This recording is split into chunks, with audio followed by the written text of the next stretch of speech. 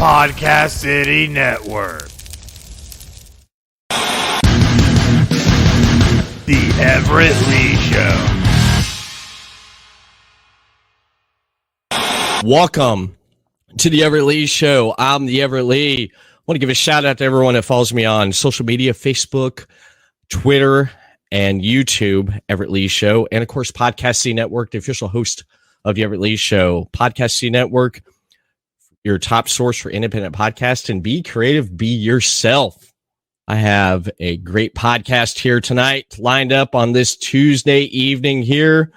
I have two great guests right now standing by in the green room here on video chat. First off, I want to welcome to the podcast, first time coming on a podcast. You may have seen him in movies from Son of the South, MTV's Teen Wolf, and Delirium. Actor Mike Manning. Welcome, Mike. Hey, how's it going? Good to see you. Pretty good. Next up, I have director of films such as Black Weight, The Saddest, and Painkiller. Back for a third time on the podcast, ladies and gentlemen. I want to welcome back to the Everett Lee Show none other than Jeremiah Kipp. How you doing, Jeremiah? Hey, Everett. It's good to be back. Yeah, it is. It's great to have both you on here tonight talking about the movie that I've been waiting for a long time. I was talking with you right before going live here, Jeremiah, about it, that Slapface is finally out exclusively on the Shudder network, man. I am so happy about this, and I know you guys are pretty happy about it too, with it finally being released. Oh, over the moon. We're so happy that we found a home at AMC Shudder. It's excellent, man. I definitely love it, man. I've been reading the reviews of it, and I was sharing with Jeremiah, Mike, before you joined. I wrote some notes for over the weekend because I went ahead and I watched it, and during this podcast, I'll throw in there some of my chicken scratch notes. So I'm excited to, jump right into this, man, and, start talking about this. I do want to ask you this, Mike, how long you been in the business? Started acting when I was younger. I was 13. I did community theater. I acted in high school. For me, I never really knew any other actors in Colorado. It wasn't, I didn't have any professional actors in my orbit. So for me, it was always something I loved to do, but it was more of a hobby. And then I moved to Los Angeles 11 years ago to pursue acting professionally, and been here ever since. Wonderful actor, though. I'd met him through a fellow producer named Joe Benedetto, who knew that Mike was not only an actor but a producer. Mike's produced other films that he's acted in, and they were looking for horror projects. And as it turned out, I was very fortunate because Slapface, the short film, which was a proof of concept, had been doing the festival circuit for about 3 years, and they'd heard of us through the reviews we'd received and the awards we received, and I was ready. Like when Mike asked to read the script, we showed the proof of concept and the short film and the pitch deck and the script. And when Mike read it, I think it was exactly what he was looking for. How did you find out about it? How did you get involved with it? How did that happen on your end, on your side? Yeah, it was very much the stars aligning. I had produced another horror thriller and fell in love with that genre as a producer. And I reached out to some friends and said, "Hey guys, I'm looking for a thriller, horror, and send me scripts." And a mutual friend of Jeremiah and I's, Joe Benedetto, said, "I have this writer director that has a short film. He wrote a feature version of it. Do you want to read it?" And then connected with Jeremiah.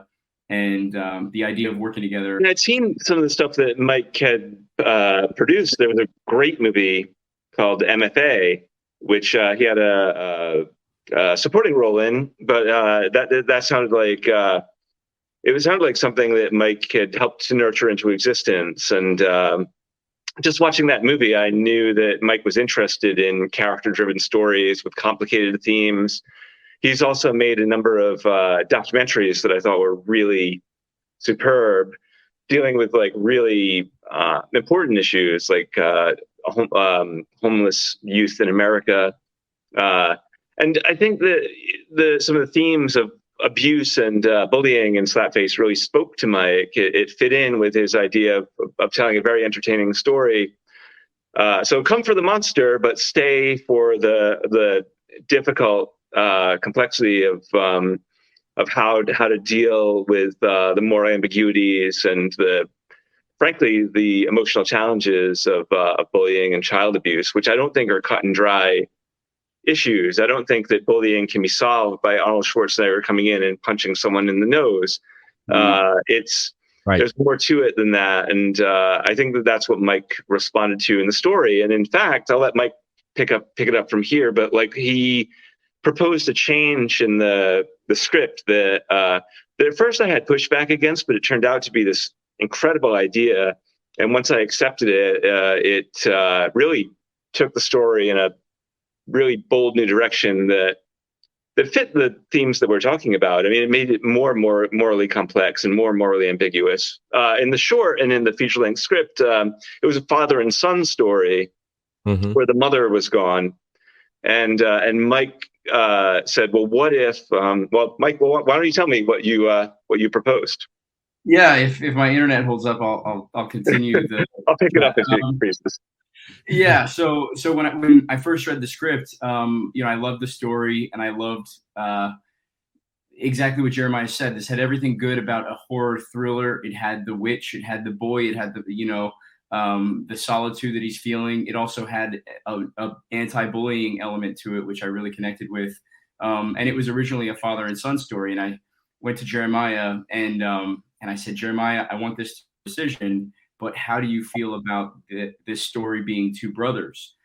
Because not only did I fall in love with the script, I fell in love with the character of Tom. And I said, how do you feel about the story being two brothers? Sit with this. I want this to be a mutual decision. I don't want you to feel pressured in anything. But and I pitched my case. I thought that it added a level of sadness to the fact that this little boy is not only he's not feeling alone because of the death of his mother, and then the fathers. Like, we've seen characters of alcoholic fathers before. We've seen characters of like a bad father, a neglectful father. But to me, there was so much more meat to the story if it was an older brother figure that was sort of thrust into parenthood with no roadmap and no skills or tools to be a guardian, but he genuinely thought he was doing the right thing.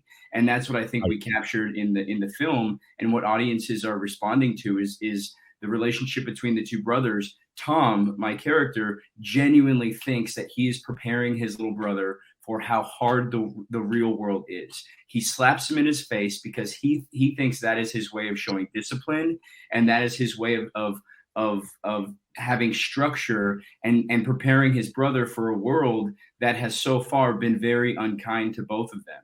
So yeah. I feel like that adds an element to the story that a father and son story wouldn't necessarily have had.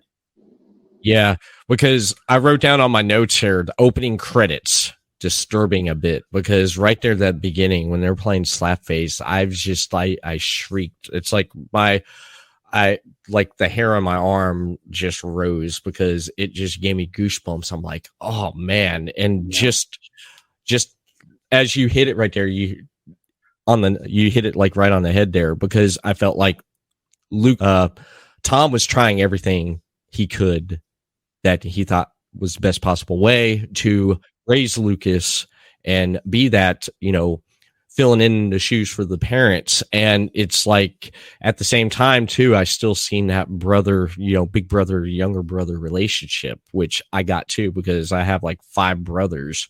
They're all older than me.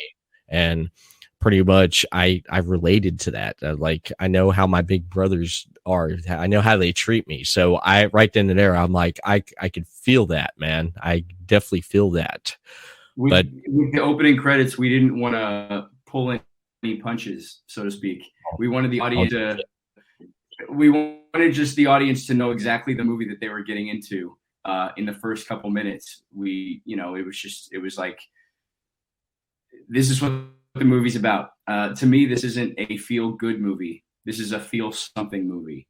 And at the by the end of the movie, we want people to walk away feeling something about Tom, about Lucas, about the monster, about the community, about the above and beyond some of the other conversations that we've been talking about in interviews of like, is the witch real? Is the witch not real? All these other things. But yeah, we didn't want to pull any punches. In some ways, the movie is a slow burn. So we wanted to take advantage of the opening credits to really tell the story of the witch and to tell this, to really sort of buckle the audience down and say, this is the movie that you're in for. We're going to open on a couple slaps across the face. Oh yeah, I felt it, man. I felt it there. And then when I was watching the opening credits there, and I've seen stuff about, I'm probably going to say this wrong here, Virgo. When I saw it, I was like, okay, this is pretty much laying out what the credits are, because I've seen movies where the opening credits basically laid out the whole story. And if you didn't pick up on it, then you wouldn't know. You have to watch it twice. And right away I saw that and I'm like, okay, I seen that. And I said, yeah, this is pretty much laying out the whole story there. But talking about the character Tom, man, Mike, what did you draw from that character? Because he was, to me, when I seen Tom, he was just so emotional and has not like gotten over the fact that, Tom and Lucas's parents died. And I felt that was weighing a lot on him too, because again, filling the parents' role, filling those shoes there. How did you mentally like prepare yourself when you're reading the script there? You're like, okay, all right, this is who Tom's going to be. How did you mentally set yourself into that role? Yeah, I think first and foremost, what needed to happen was I had to build chemistry with August Maturo as my little brother, as Lucas. And immediately, we just lucked out with August. He was such a gift to the film, and he understood the genre because of his experience with The Nun. He understood horror and the story we were trying to tell, but he also had this incredible work ethic because of his time as a Disney star on Girl Meets World, and just being raised as a child actor. So he came to set and immediately we became friends, and he wanted to do such a good job that I felt protective over him immediately. And, we would hang out between takes, we would tell jokes, and we just sort of developed this brotherly connection. And so that was number one. And then number two is, in my life, I have experienced people that have dealt with substance abuse, have also dealt with loss, and some of the real human things that happened in Jeremiah's script. And so combining the two together and just trying to be in the moment, literally the cast and the crew, we all stayed basically at this area called Willow Lakes in upstate New York, and that's where we filmed. So half the time we would wake up and walk to set, and we would walk to the forest, or we would walk to wherever we were filming. And to save money, but also to stay in character, I slept in Tom's bed, the actual character's bed. When I woke up in the morning, I went and made coffee in Tom's coffee maker. I opened the fridge and got juice out of Tom's fridge. And so for the entirety of production, I was basically living on set 24/7, living in that world. And August and his mom, they had a cottage that was, a 2-minute walk right by the woods. And so August was living in that world. And then Jeremiah was staying with his DP at another cottage, a walk away. And so we were all just sort of living in this little bubble that we were creating in the movie 24/7 for the duration of filming. So it really gave us an opportunity to, I think, find special moments and really feel relaxed in the world that we were creating with each other. The entire time on set. Wow, that's amazing, man. I like that, man. You got into I love that. I love that. I love when an actor or actress gets into the character. They get into it. They get into it and they breathe life into this character from paper to screen, man. That's amazing. I love that. I love that. You wish you would have the opportunity to do that more often. It's like often you're staying at a hotel or something like that, and then you travel to the location. And there's a bit of a remove between, the cast and the crew and the work that you're doing. But it was so immersive, and it created such a feeling of intimacy and trust between all of us. I felt like that translated into the work. The making of the movie is the movie, and a lot of that stuff informed the work. And I feel like the audience picks up on that because they come for a monster movie and they're entertained by all the horror elements of it, but they are also struck by the movie also breaks their heart. And we've heard a lot of responses from festival audiences. And even now I've been hearing from people who saw the movie on Shudder saying they did not expect to be weeping and crying and so emotionally overhauled by the movie, that their hearts were broken by what happened with Lucas and Tom, and that as abusive as Tom is, they're drawn into Tom's story. They're drawn into the fact that he is doing his best.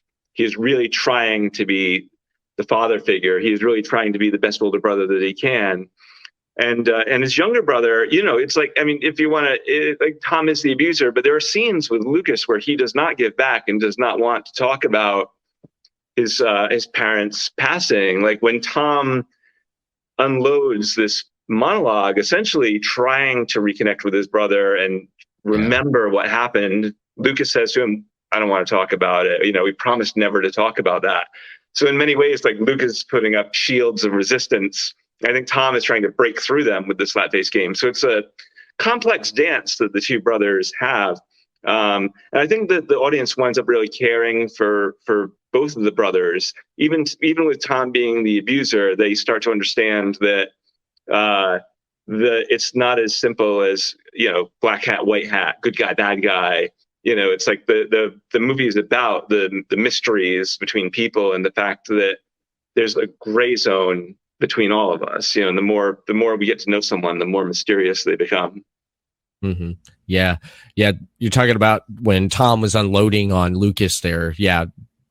Mike, that scene right there where you're in the bathtub and you're sitting there, you're like, Lucas, give me my beer. And then he just unloads. I'm like, wow. And then I was just like, he poured his heart out. And then Lucas is like, we said we weren't going to talk about it. It's just so cold. He cold cuts him off. I'm like, whoa. I was like, wow. It's like, man, he finally opened up to you. He opened up to you. Big brother opened up to little brother, and little brother just like, when they talking about it. That hit me. I was like, wow. I was working on that scene with Mike a lot because the script had been written for a really long time. It took a while to get this movie made. And that scene, when we rehearsed it, I remember talking to Mike and saying, Mike, why don't you go away and like really think about the details of the scene? Essentially, I asked Mike to become a writer. So there was a monologue on the page, but I said, think about it. Like, what would make this specific to you? Like, create the story, tell it to me in a minute or less, or whatever. And then we worked on it in rehearsal. And then Mike went away and like really essentially became a writer for that piece of the movie. So all the facts were there, but the personalization of the details and the specificity of what happened that night really came from Mike Manning. And that's a testament to how much I trust him as a creative partner in this project. It was more than a director-producer relationship, but a real partnership between collaborators. Thank you. I actually thought of you. I went to a screening of Don't Look Up, and they were talking about Adam McKay and Leonardo DiCaprio and how I don't know if you've seen it yet, but he breaks down and he sort of goes crazy during this news conference. And during the interview, they said that they sort of let Leo go and rewrite the monologue 15 times, and nobody knew what he was going to say. And he sort of went off in the corner and was down to the very last second. And I had flashbacks of you and I in that bathroom. Oh, like, wonderful. Running through the monologue to the very last second. Like, what do I want to say? And the fact that the nice thing about working with Jeremiah is that he gives you all the structure so that you feel safe and you sort of can prepare as an actor, you make your choices and you prepare and you feel that you're keeping up with the energy. You're able to, sort of pass the baton. But at the same time, he gives you enough freedom that you can take risks and you can sort of, I went into that and I literally sat in a bathtub in all of my clothes, not knowing what I was going to say. And I felt like I was okay, because that's real life. We don't know what we're going to say. We don't know what is going to happen from moment to moment. And it was because Jeremiah had said, Mike, just live with this story in your head, live with everything. And just when the cameras roll, just, take your time and say what you want to say. And it was that freedom that I think helped me get there emotionally, to really have my heart broken in front of my little brother in real time, in front of a camera, and then be shot down like that. Like you said. Yeah. That was a moving scene right there, because I wrote down on my notes here, I said, let's see, where did I put it at? Right here. Oh, they're basically Lucas and Tom are grieving in their own ways with the loss of their parents. They definitely were. That's what I took about it. Looked at when I was watching this here, that they were grieving in their own way of the loss of their parents, because I mean, it takes some time to get over a loss. I mean, when you lose someone that's close to you, especially your parents, I can relate to that. I lost my mom just this September. So when I'm watching this here, I was like, I feel their pain, man. I know what they're going through, man. I definitely know what they're going through. And yeah, it's been rough, but I've take one day at a time. Yeah. That's all you can do, man. Take one day at a time. Yeah. But you're talking about the rest of the cast. How did that come about, Jeremiah? How did the rest of the cast come? How did you come up with getting the rest of this cast here that you surrounded Mike and with Tom and Lucas? How did that come about? Yeah, well, August, who we've been talking about, who played Lucas, was somebody that was on all of our lists. We had a casting director named Carolyn Sinclair. And what was really great about August was that, we all go away and we make our lists of like, who would be great for the sheriff and who would be great for Anna. And the top of all of our lists for Lucas was August Maturo, it's because he is an extraordinary actor. Like, he's such a interesting, emotionally available, complex person. And we were very fortunate. We made the offer to August, and he was really interested. He wanted to take on a role that was the center of not only a genre film, but that allowed him his full range of emotional complexity. Right. Now, Libe Barrere, who plays Anna, was being mentioned by Joe Benedetto pretty much the entire time that we were doing the casting process. Like, Libe Barrere from Sneaky Pete, Libe Barrere from Sneaky Pete. And I watched the show and I was like, yeah, Libe Barrere is really smart. Libe Barrere is a really accomplished actor.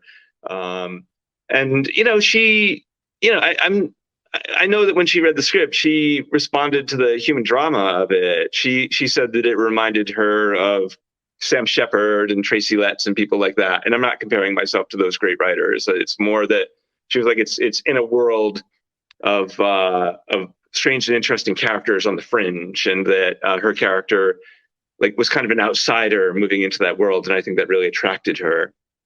Dan Hedaya, of course, has done hundreds and hundreds of films that we all love. He was the dad in Clueless and in The Usual Suspects.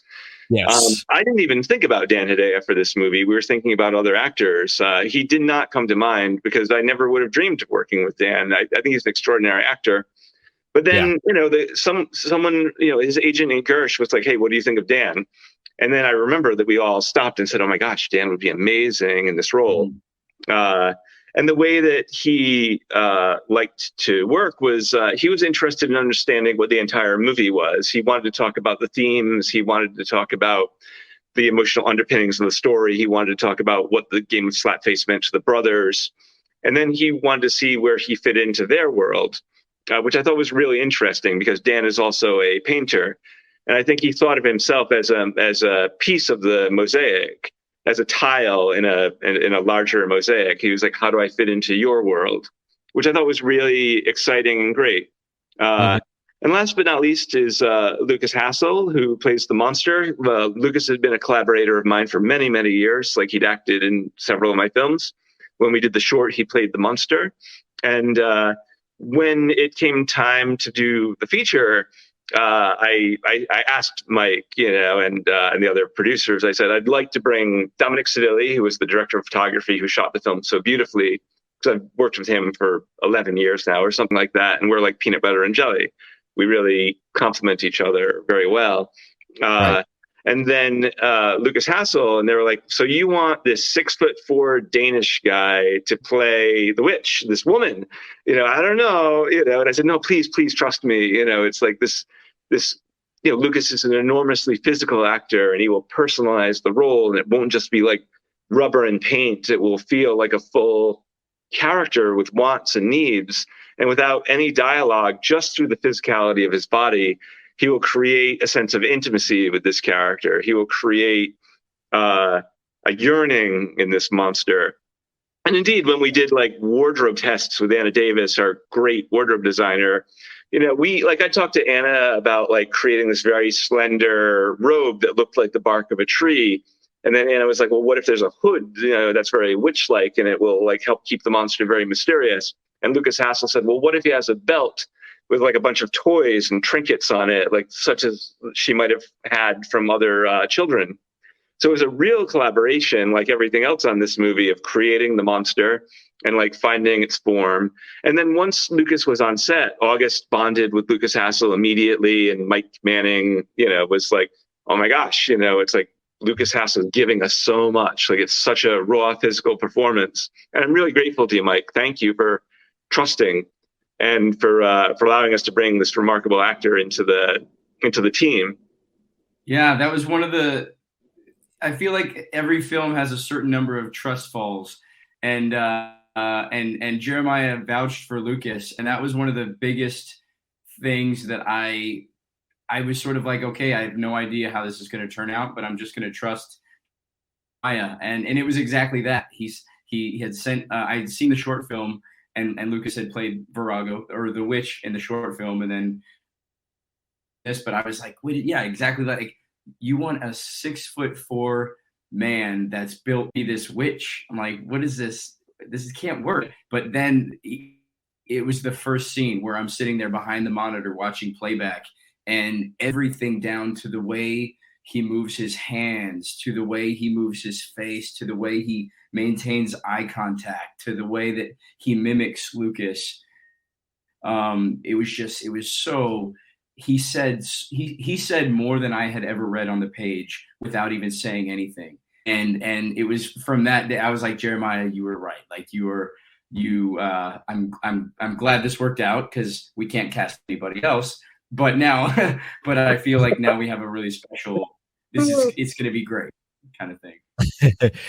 It was, man, because one thing I like about the monster was that you could see the monster, but it was more of the shape. You didn't see too much of the face. Everything was, the lighting around the monster was dark, and just to his characteristics, he spoke with his movements, and I noticed that too. Like you pointed out there, Mike, I noticed that because everything the monster did, it was something from like moving around and stuff, and you can read that body language. And yeah, he did say a lot without saying anything. And you need a great actor to play the monster always. I mean, ever since Boris Karloff played Frankenstein, and Doug Jones more recently in Pan's Labyrinth, it's always the thing where it's like, you want a great actor. And then the strange thing is, you need the actor to give a great performance and then show that character fleetingly, because you always want to see the monster out of the corner of your eye. Like, it's always in the edit, like, how little can we show the monster? And then when you're showing the monster very little, it needs to be incredibly specific. Like, every gesture needs to be incredibly specific. So you're not going to show very much. You need to retain the mystery. But I think the monster is a shared accomplishment of many different departments, because Dominic Sedilli had to light it just so. Otherwise, it looks like rubber and paint.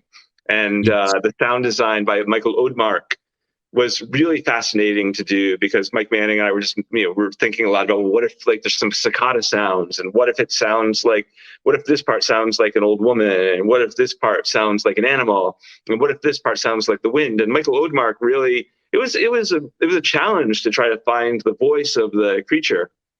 But Michael had seen the short film actually in Portland. We screened our films together in the same film festival. And as fate would have it, when we went to the post house, Michael Odemark was assigned to us. He's like, I remember you. I remember your short film. I handed you my card and I said that I wanted to work on it. And here we are.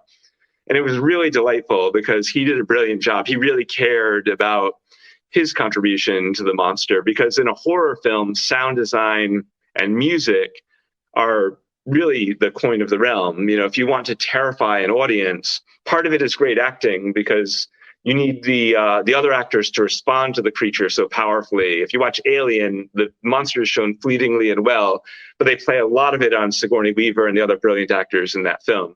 And then a lot is conveyed through sound, through lighting, and through music, all of which I thought was incredibly important. So the monster is credit to many, many different departments that cared about the creature and the making of the movie. Yeah, definitely. I want to give a shout out to Ill Will Productions, man. Especially special effects, especially the part here with Anna,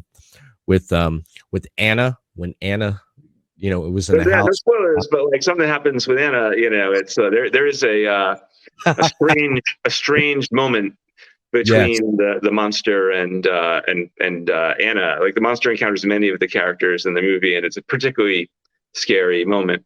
But with Ill Will Effects, the stuff that we talked about was the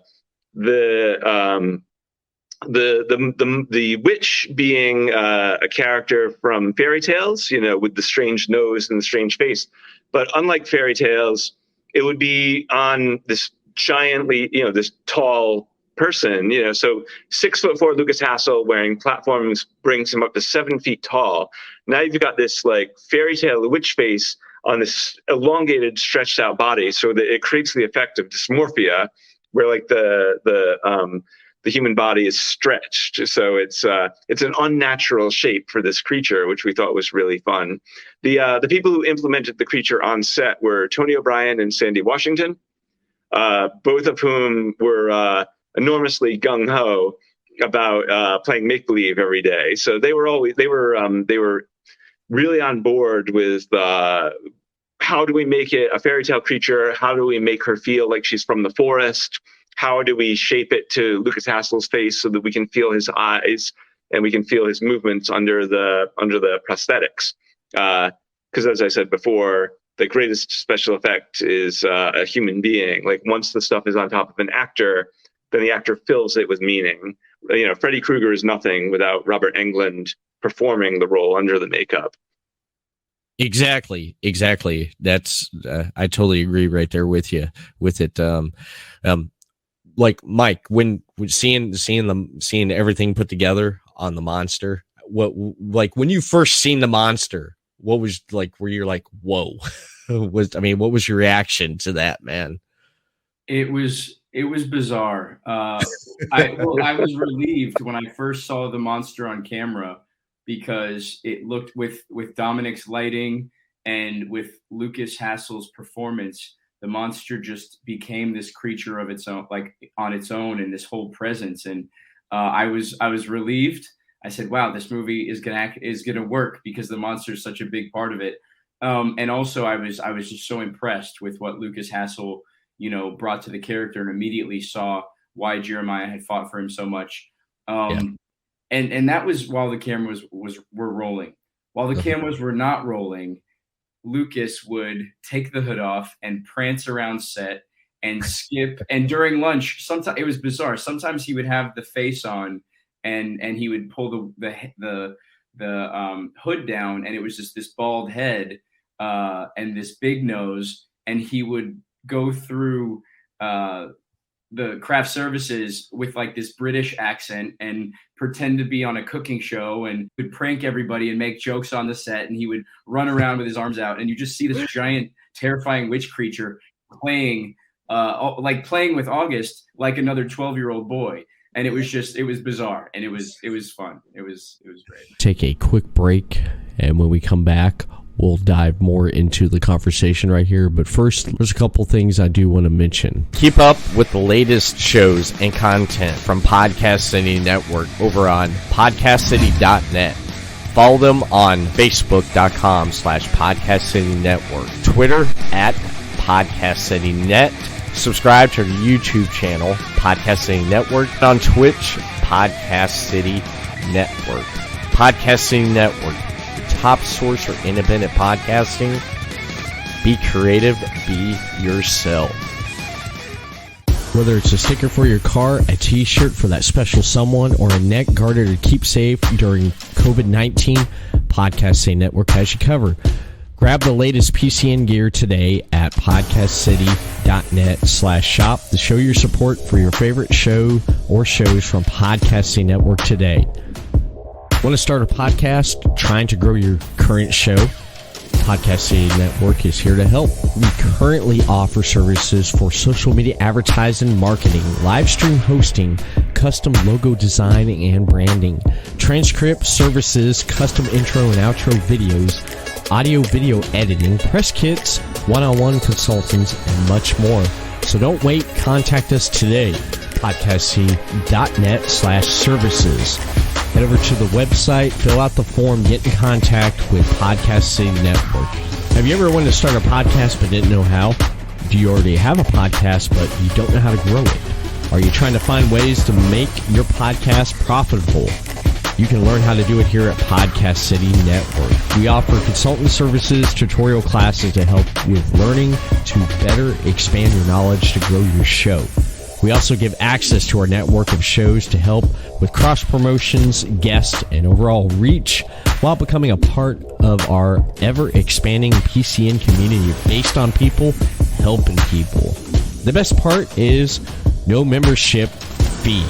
So what are you waiting for? Fill out the contact form below right here over on podcastcity.net/join now and sign up today. Podcast City Network, your top source for independent podcasting.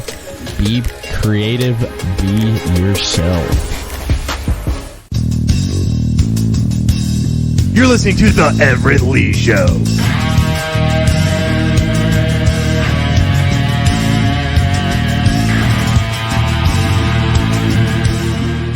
One of the choices of making the movie was that it's interesting when you have a monster and then human characters behaving monstrously.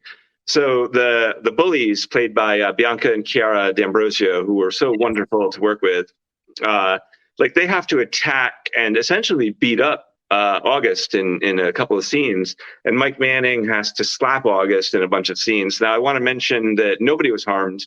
Neither human nor animal in the making of this film. That's very important to me because I love animals, and there were furry creatures in this movie who may or may not meet a bad end. But the thing I wanted to say is that when characters are behaving monstrously to one another, the human actors have to essentially be dance partners and be looking out for the other actors. So we had a great stunt coordinator named Matt Kerr. Matt is a very experienced stunt guy. He's been on everything from Michael Bay movies to The Dark Knight, and he was Keanu Reeves' double in John Wick for part 1 and part 2. And Mac was all about creating situations where the violence looks extremely real, but the actors are extremely safe. I think this is extremely important because I like making movies that are really dark and disturbing and unnerving and uncomfortable. But I don't like it when the actors feel disturbed and uncomfortable. I think the actors need to feel relaxed and free and safe with one another. Right. And so when they are attacking one another, and it's so upsetting for the audience, for the actors, they are really protecting one another in those scenes. So when Mike and August are playing these games of Slapface, they have rehearsed those scenes. They have blocked out those scenes with a stunt coordinator. They have figured out what every slap means, what different the different way they use your hand in a slap will either be a roundhouse or a peck, depending on what it is. And the actors know what they're going to do to one another and know that no harm will come to one another. And it allows them to play the violence, but not live the violence. And I think that's very important because this is a film about abuse. but the actors were not only safe, but were, I think, having a really good time while they were making the movie. Certainly, Mike has very fond memories of Halloween. I wasn't there for that part, but because I was so used to these actors, like the child actors were so good to work with, and their parents were so wonderful, but they came to set very prepared and professional and wanting to play the characters and diving very deep into the world of the movie. And it felt like working with grown-ups. And yet they are not grown-ups, they are children. And I don't think I ever really got to see that side of them, but Mike did, which I kind of envy a little bit. I mean, tell him about Halloween. It was I love hearing that story because it reminds me that they are so young. Yeah, exactly what Jeremiah said. You almost forget that you're working with 12-year-olds and 13-year-olds because you're on set with them and they come so prepared and ready to work that you see them as peers. You don't see them as children. And then we wrapped on Halloween Day. And there was a Walmart near set. So we all went to Walmart and got Halloween costumes. August dressed up as Harry Potter. I dressed up as this green dinosaur. Mirabelle dressed up and Nick Thur, one of our other producers, dressed up. And we went trick-or-treating. And I'm watching Mirabelle and August skip along the sidewalk with Halloween kits. And I had to stop and just look and watch and just remember, like, wow, these are my colleagues on this movie, but they're also children having fun at this point in their lives, getting so much joy out of trick-or-treating, and I'm dressed as a big green dinosaur. And I'm like, this is great. This is great. I get all the fun and the wonder of being a child, but I get the professionalism of adults. These are amazing kids.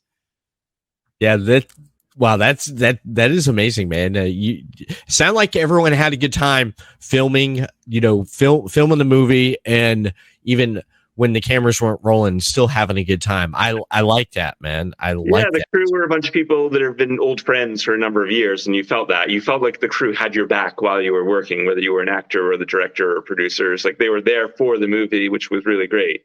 The hardest part for the children was not the monsters or the violence, but there was a scene where August and Mirabelle Lee, who plays Mariah, his sometimes on again, off again girlfriend, they had to kiss. More than once in the movie.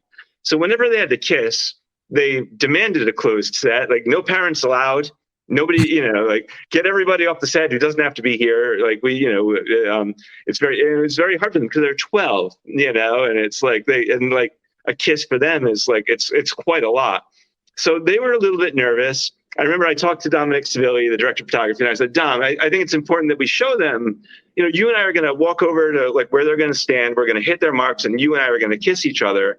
And then they're going to know that it's okay to kiss your friend. So I said, Dom, let's go. So he and I walked over, we hit the marks, we kissed each other on the lips. We looked at Mira and August and said, that's what we need. And then they laughed and thought it was funny, and they realized it's okay to kiss your friend for this movie, for this scene. It's playing make-believe. And then they did it. They were like, they did still stay like, only one take, please, or no, we did two. But it was really something. It was like, oh yeah, that's the part that's really hard for them because it's a whole different world than what a 12-year-old is used to. Yeah. The twins in the movie, they were bad, man. They were bad, and I could see with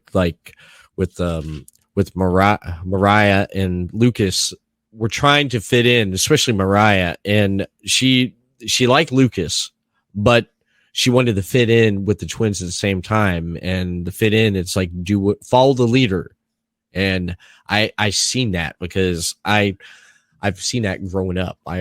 I remember growing up in like an elementary school, seeing stuff like that there. And I know it was hard because it's like you can have one, you can't have both, it's like you want to be cool or you want to go with your feelings. And that, it just brought back memories there watching that there. And I despise the twins. I said to myself, of like, twins are evil, man. I was like, great casting on that part there because they nailed it. Well, I love working with Bianca and Chiara. I nicknamed them Kurt Russell because, like, much like Kurt Russell, they were Disney kids who were really interested in exploring like characters who are dark and edgy and complicated. So that was really great. I mean, they were game. They were willing to dare to be disliked, and I thought that was extremely brave of them. I loved working with them. I'd love to work with them again. Mike's worked with them a lot. I met those two girls during a board meeting for Boo to Bullying, which is an anti-bullying organization that we are both a part of. And so I met them with their mother at this meeting to help promote anti-bullying, and here they are playing bullies in this movie. And talking to them, they are the sweetest. They are not like that whatsoever in life, but they really wanted to do this because we had a conversation outside, and they were like, Mike, how much should we do? And I said, you have to go for it, because there are people like this in the world, and you need, that is who you are portraying in this world. Like that's the puzzle piece that you are playing today. And because I remember being bullied as a kid, and there were triggering moments in their performances for me as well, like you said, Everett. There were some really triggering performance there. It's just I just was like, I can remember going to school growing up with twins. At one point in middle school, I had two classes with there was like two sets of twins in my class. There was two sets of girl twins and two sets of boy twins, and it just like one was good, one was bad.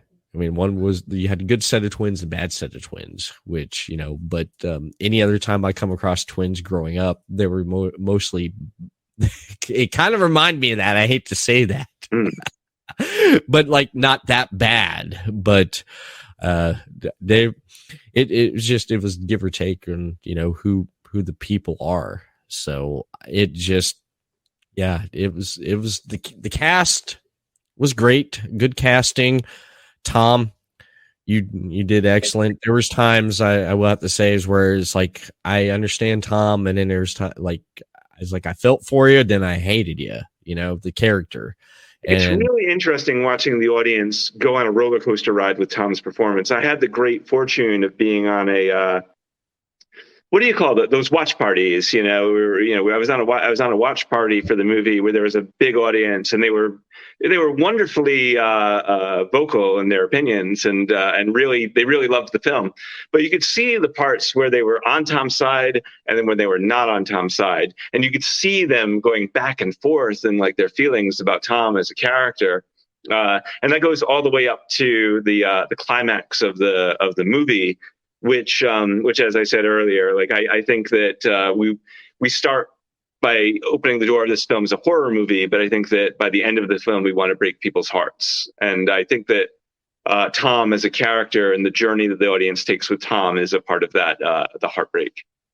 Yeah.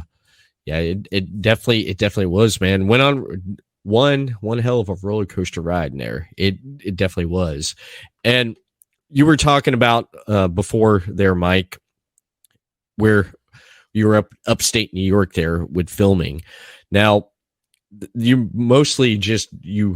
did most of the filming up there in upstate, and then post-production, because I know when I was talking with Jeremiah before you jumped in tonight, before you logged on, Mike, pretty much the pandemic kind of set things back, but everything was filmed before everything went, with 2020, everything that happened. But how much more longer did you have to do with post with the production, with the pandemic being, causing a problem and stuff for the production? I'm almost afraid to speak because I feel like my internet freezes every time. But whatever. Jeremiah, do you want to take this one? I'll take it, and if you are able to come back, feel free to interject at any point if Mercury is no longer in retrograde. We shot the film right before the pandemic. Literally, we did our final pickup shots like 1 or 2 days before New York had shut down.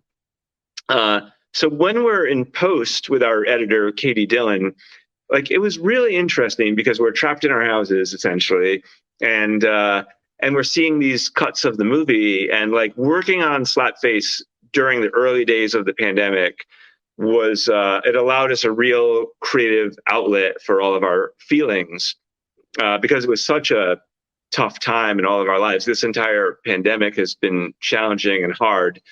But like I remember those early days, and I remember like whenever a new cut of Slapface would be turned around, It was always something to look forward to. And then I think it also opened up in us a real interest in experimenting and moving around the pieces in Act One and really seeing what the best way to tell the story was.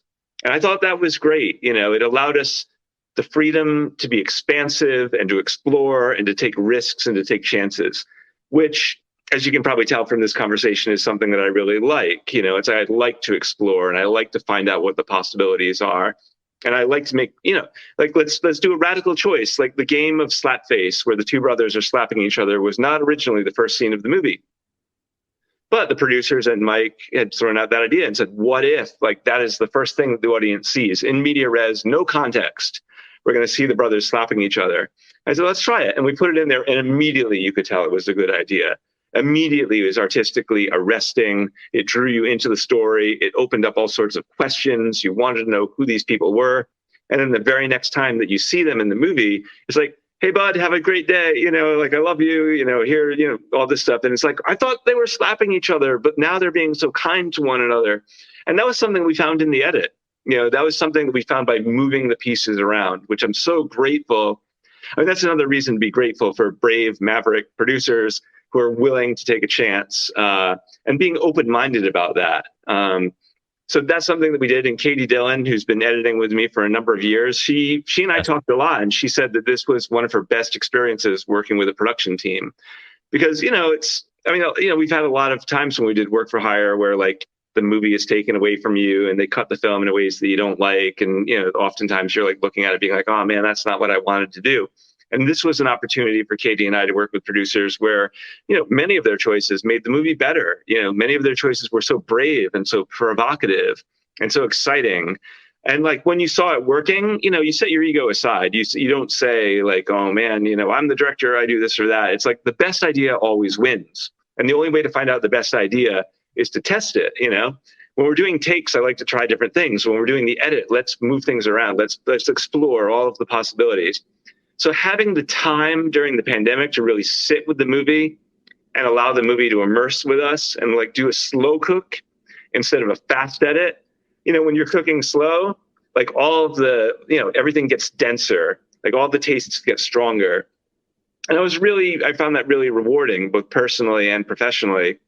And the film, I couldn't be prouder of the end result, and I couldn't be happier with the collaboration with these creative partners, because we really pushed each other and we really tested each other, and we really found that by exploring all of the possibilities and taking bold risks, we could make a better movie. And it was really exciting. I mean, and also cheered us up during the pandemic. So then the first film festival that we did was CineQuest, which was virtual. But even then, it's even though audiences are watching it on a monitor, we had such a powerful audience response from it. We won the audience award at that film festival, which I think was really the launching of Slapface into the public mind as a feature. It was this movie really took grabbed the audience and shook them and moved them, and it wasn't just a horror film to them. It was an intimate story that was told with compassion, and they really cared about the characters. And then the second screening was at Fright Fest in the United Kingdom, and that was not virtual. That was on an IMAX screen. So the audience is seeing these powerful images. And at the end of the movie, I had friends who were there who were reporting back saying, all right, here's what the audience is doing. When the audience left the theater, my friends and then film critics who I talked to afterwards said people were leaving the theater tears going down their faces, crying.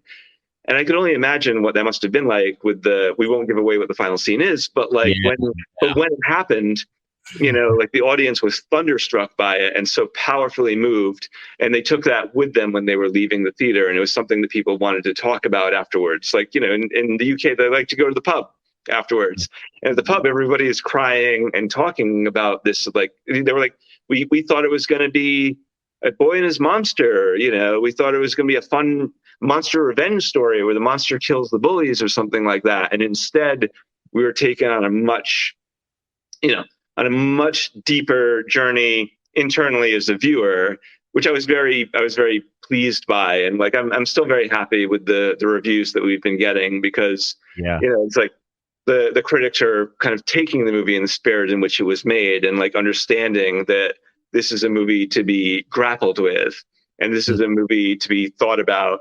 And when the characters are asking the questions about, well, who is the monster, it's like the audience really does give that a think. It's like Tom can be monstrous, and the twins can be monstrous, and Mariah can be so cruel to Lucas, and then Lucas himself can be such an untrustworthy narrator.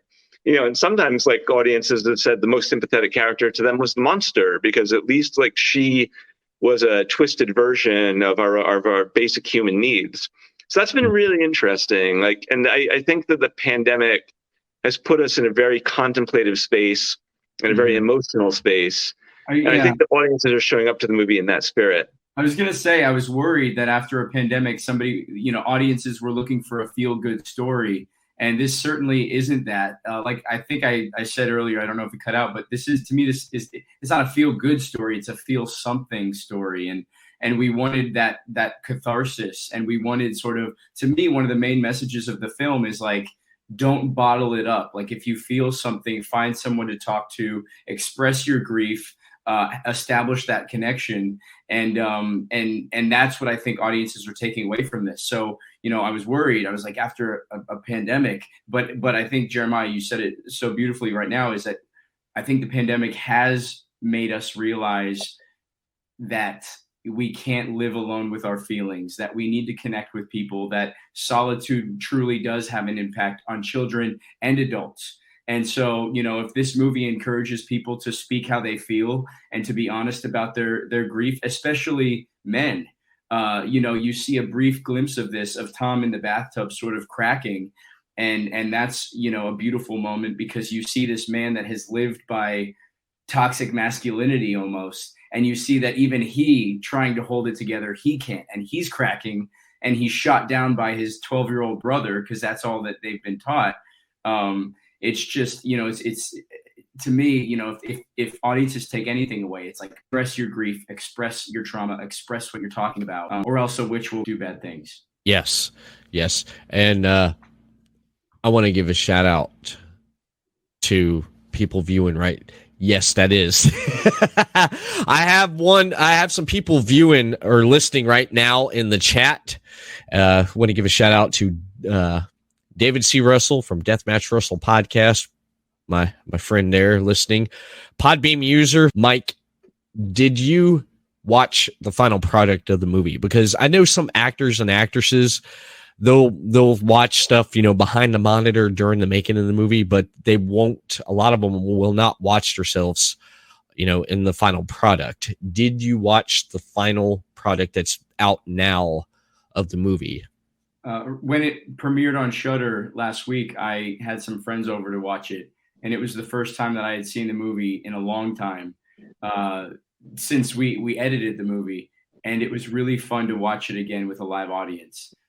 This is one of the first projects where it was very much a collaboration, from script to shooting to editing to selling, and I'm really, really proud of it. So yes, there are some performances where I don't want to see myself, but to me, this was it was about more than the performance. It was about the whole story that we were all able to craft together. So I had to see it, and I enjoyed it very much. I enjoyed watching all my friends become very sad. Nice. And I don't want to give too much away, actually, of anything with the ending, because it had me shocked. And I will say, I want to throw this out there, that I walked away. I was sad with how everything went down, but I also walked away and formed my own opinion about it, which I love that, because I walked away and decided, okay, this is what happened. Okay. And I pretty much left it like that. I can tell you off camera, you guys, what I thought, but you'll probably be like, yeah, or no, or what. But I will say this, it's exclusively on Shudder. If you love horror, get Shudder Network. They have a lot of great movies on there, and this one here is exclusively on Shudder. And how did that come about, man? Because I remember seeing the post, because Mike, I follow Jeremiah a lot on social media, especially on Facebook. And when I heard it was a Shudder exclusive, I'm like, whoa, how the heck did this happen?